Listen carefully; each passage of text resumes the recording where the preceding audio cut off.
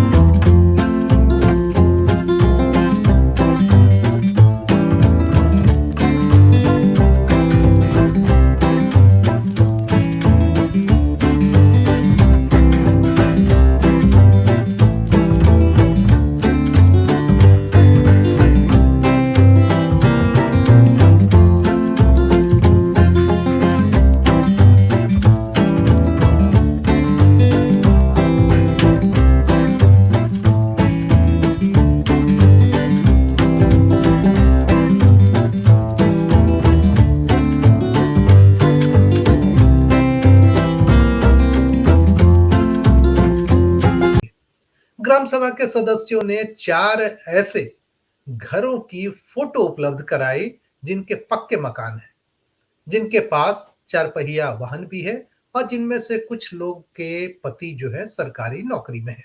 लेकिन इन पर कोई कार्रवाई या इस सूची को रद्द करने के बजाय बीडीओ साहब को ये नागवार गुजरा।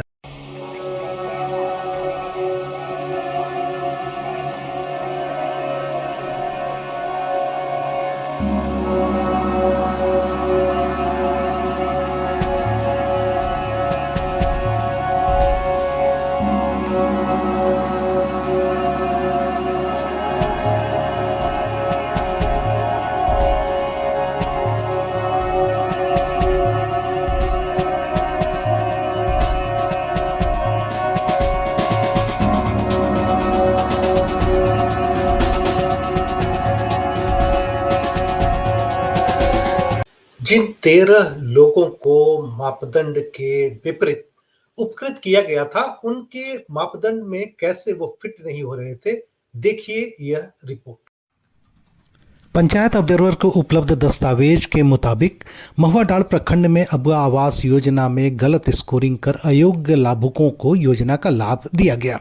उपलब्ध दस्तावेज को अगर देखें तो जुलेखा बीबी और रेखा देवी, जिनकी प्राथमिकता सूची क्रमांक क्रमशः 12 और 17 है, सत्यापन में पाया गया कि लाभुक को पूर्व में तथा 1990 के बाद इंदिरा आवास योजना का लाभ मिल चुका है। इसी प्रकार गायत्री देवी अत्यंत पिछड़ा संवर्ग से है, प्राथमिकता सूची क्रमांक 6 पर है। लाभुक का अर्ध कच्चा मकान है, बाजार में फर्नीचर और बक्सा दुकान है। लाभुक स्वयं आवास बनाने में सक्षम है। गौरी देवी भी अत्यंत पिछड़ा वर्ग से हैं, 29 प्राथमिकता सूची क्रमांक है। लाभुक वर्तमान में अपने पक्के मकान में रह रहे हैं तथा इनके पति महेंद्र प्रसाद झारखंड पुलिस में नौकरी करते हैं। संगीता सिंह सामान्य श्रेणी से हैं, प्राथमिकता सूची क्रमांक में 8वें नंबर पर है। लाभुक बिहार राज्य के निवासी हैं और उनके पति सीआरपीएफ के जवान हैं। पिंकी देवी अत्यंत पिछड़ा वर्ग से हैं, प्राथमिकता सूची क्रमांक में दूसरे नंबर पर है। लाभुक परिवार का 2 जगह पर 3 मंजिला पक्का मकान है। रामपुर चौक में उनका किराना दुकान है और होटल है। साथ ही तीसरा पक्का मकान भी है जिसमें किराए पर सेवा सदन अस्पताल संचालित है। शरीफ अंसारी अल्पसंख्यक समुदाय से हैं, 16 नंबर पर प्राथमिकता सूची क्रमांक में है। लाभुक महुआ डाड़ के अस्थायी निवासी नहीं है, बल्कि गुड़बुड़नी पंचायत के निवासी हैं। आशा देवी का प्राथमिकता सूची क्रमांक 31 है। लाभुक महुआ डाड़ के अस्थायी निवासी नहीं, बल्कि अम्बाटोली पंचायत के निवासी हैं। इसी प्रकार असरफी यादव की अगर बात करें तो अत्यंत पिछड़ा वर्ग से हैं, 36 प्राथमिकता सूची क्रमांक है और लाभुक महुआ डाड़ के अस्थायी निवासी नहीं हैं, बल्कि दुरुप पंचायत के निवासी हैं। लक्ष्मी देवी अत्यंत पिछड़ा वर्ग से हैं, प्राथमिकता सूची क्रमांक में 19 नंबर पर है। लाभुक परिवार का पूर्व से ग्राम रामपुर एवं दीपाटोली में 2 पक्के का मकान है। हम यहाँ जो सूची दे रहे हैं उसमें अगर आगे हम बात करें तो लक्ष्मी देवी की बात हमने की।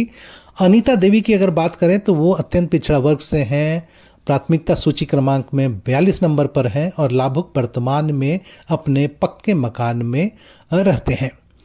देवमुनि देवी अनुसूचित जाति से हैं, प्राथमिकता सूची क्रमांक में 6 नंबर पर हैं। लाभुक को पूर्व में तथा 1990 के बाद इंदिरा आवास का लाभ मिल चुका है।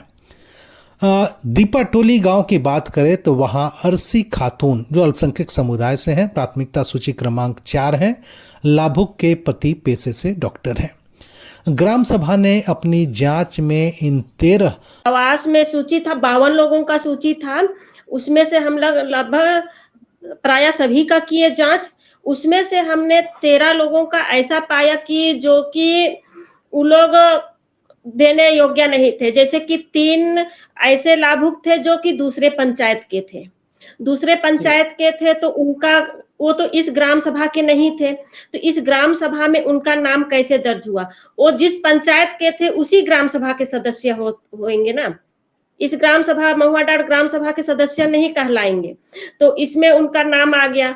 और ऐसे भी लाभुक थे जिनका कि पहले से अबू आवास नहीं, पीएम आवास या इंदिरा गांधी आवास योजना मिला था, उनको मिला है। और कुछ ऐसे थे जो कि जिनका मार्केट में दुकान है, जो कि सक्षम है, खुद से आवास बना सकते हैं, वे लोग शामिल है। और कुछ ऐसे हैं जिनका पहले से पक्का मकान है, 2-3 इस तरह से उनके पहले से ही पक्के मकान है, उनको दिया गया। तो इस तरह से ये 13 लाभुक का हम लोगों ने आपत्ति दर्ज ग्राम सभा के द्वारा। आपको ये जानना ज्यादा जरूरी है कि ग्रामीण विकास विभाग झारखंड सरकार ने अपने एसओपी में अबुआ आवास के लिए क्या पात्रता तय की है। आपको हम आगे बताएंगे कि पात्रता में कौन कौन योग्य व्यक्ति हो सकते हैं जिन्हें अबुआ आवास का लाभ मिलता है। अबुआ आवास के लिए कौन परिवार योग्य होगा, सरकार ने इसके लिए स्कोरिंग सिस्टम तय की है। मसलन कच्चे घरों में रहने वाले परिवार के लिए निर्धारित अंक 2 है। आवास विहीन एवं निराश्रित परिवार के लिए निर्धारित अंक 2 है। विशेष रूप से कमजोर जनजाति समूह पीवीटीजी के परिवार के लिए निर्धारित अंक 1 है। प्राकृतिक आपदा के शिकार परिवार के लिए 1 अंक, कानूनी तौर पर रिहा किए गए बंधुआ मजदूर के लिए निर्धारित अंक 1 और वैसे परिवार जिन्हें राज्य या केंद्र की किसी योजना के तहत पक्का मकान दिया गया है, नहीं दिया गया है, उसके लिए 1 अंक। उपयुक्त पात्रता मापदंड के अनुसार लाभार्थी की अस्थायी प्रतीक्षा सूची ग्राम सभा में तैयार की जाएगी। अधिकतम मापदंडों को पूरा करने वाले परिवारों को उनकी विशेष श्रेणी यथा अनुसूचित जनजाति, अनुसूचित जाति, पिछड़ा वर्ग या अल्पसंख्यक या सामान्य में अधिकतम अंक प्राप्त होगा। इसका मतलब यह है कि यदि कोई विशेष परिवार 6 मापदंडों को पूरा करता है तो उसे 8 अंक मिलेंगे और उसे अपनी श्रेणी में सर्वोच्च प्राथमिकता मिलेगी। इसी प्रकार पात्र परिवारों को 1 से 8 के बीच प्राथमिकता अंक आवंटित किया जाएगा और आगे सभी को प्राप्तांक के आधार पर रैंक दिया जाएगा और इसी आधार पर प्रतीक्षा सूची तैयार की जाएगी। ग्राम सभा में अस्थायी प्रतीक्षा सूची को अंतिम रूप दिया जाएगा। अस्थायी प्रतीक्षा सूची तैयार करते समय यदि 2 या 2 से अधिक परिवारों को समान अंक मिलते हैं, यानी बराबरी की स्थिति में प्राथमिकता निम्नलिखित मापदंडों के अनुसार तय की जाएगी। परिवार वैसे परिवार जिसमें कोई वयस्क सदस्य नहीं हो, दिव्यांग सदस्य वाले परिवार और महिला प्रधान परिवार जिसमें कोई वयस्क पुरुष सदस्य न हो। सरकार ने इस योजना का लाभ वैसे लाभुकों को नहीं देने का निर्णय किया है जो निम्नलिखित मापदंड के अंतर्गत आते हैं। इसे एक ढंग से एक्सक्लूजन क्राइटेरिया हम कह सकते हैं। वैसे परिवार जिनके पास पूर्व में पक्का आवास हो अथवा 1 जनवरी 1990 के उपरांत राज्य या केंद्र की किसी योजना के तहत आवास प्राप्त हुआ हो। वैसे परिवार जिनके पास 4 पहिया वाहन हो या मछली पकड़ने वाली नाव हो। वैसे परिवार भी योग्य नहीं माने जाएंगे जिनके पास 3 पहिया या 4 पहिया वाले मैकेनाइज्ड एग्रीकल्चर इक्विपमेंट्स हों। वैसे परिवार जिसका कोई सदस्य सरकारी, अर्ध सरकारी, चाहे वो सेवारत हो या सेवानिवृत्त हो गया हो या नौकरी में बरकरार हो, इस योजना के अंतर्गत अयोग्य माने जाएंगे। जिस परिवार का कोई सदस्य किसी भी प्रकार का चुनाव लड़कर जनप्रतिनिधि बना हो, वो भी इस योजना के अंतर्गत योग्य नहीं है। यदि कोई परिवार आयकर के दायरे में आता है या प्रोफेशनल टैक्स के दायरे में आता है तो इस योजना के अंतर्गत पात्र नहीं होगा। वैसे परिवार को भी इस योजना से बाहर रखा गया है जिनके पास रेफ्रिजरेटर हो या जिनके पास 2.5 एकड़ या उससे ज़्यादा सिंचित भूमि हो और न्यूनतम 1 सिंचाई का उपकरण हो। वैसे परिवार इस योजना में भाग नहीं ले पाएंगे जिनके पास 5 एकड़ या उससे ज़्यादा सिंचित भूमि हो। इस पूरी कहानी के उद्भेदन का श्रेय जाता है ग्राम सभा के सक्रिय सदस्य अफसाना खातून को और यहाँ के सामाजिक कार्यकर्ता जेम्स हेरेज को। आइए सुनते हैं अफसाना खातून क्या कह रही हैं। एफआईआर होने के बाद हम लोग थाना में गए थे, सभी सदस्य मुलाकात करने थाना प्रभारी से जिनके पास हमारे केस थे, तो वो कह रहे थे कि आप लोग ने फर्जी समिति बना करके पैसा की उगाही कर रहे थे। तो हमने बोले कि सर हम तो इसी गांव के रहने वाले हैं, इसी जगह के हैं और हम लोग तो पैसा की उगाही नहीं कर रहे थे हम लोग, क्योंकि हमें मालूम है कि जो भी योजनाएं सरकार की योजना चलती है वो हमारे ही पैसे के हैं, जो हम टैक्स के रूप में जो भी चीज खरीदते हैं तो देते हैं। तो हमने पढ़ा था, इसकी जानकारी थी हमें कि हम उस चीज का निरीक्षण कर सकते हैं जो सरकार हमारे ही पैसे से चल रही है, जो सरकार योजना चला रही है। इसी सामाजिक कार्यकर्ता जेम्स हेरेंज का मानना है कि गड़बड़ी की आशंका तो थी, लेकिन ग्राम सभा के सदस्यों को जब आरटीआई के तहत जानकारी मिल गई तब वह गड़बड़ी पुख्ता सबूत के तौर पर सामने आ गई। महुआ डांड में अबू आवास योजना में शुरू से ही आशंका जाहिर की जा रही थी कि काफी सारी गड़बड़ियां हैं, लेकिन किसी तरह का सबूत नहीं था, एविडेंस नहीं था। तो वहां एक नरेगा सहायता केंद्र करके एक यूनिट है जहां पे सिविल सोसाइटी के लोग बैठते हैं ब्लॉक परिसर में, ब्लॉक बिल्डिंग में ही, और उन्होंने इस आशंका को पुष्टि करने के लिए 21 मार्च को एक सूचना का अधिकार डाला। उसमें ये मांग की गई थी कि जो महुआ डांड पंचायत में जिन लोगों को योजना स्वीकृत की गई है उनकी सूची उपलब्ध कराया जाए। लेकिन 1 महीना बीत जाने के बाद भी उसकी सूची प्रखंड विकास पदाधिकारी द्वारा उपलब्ध नहीं कराई गई।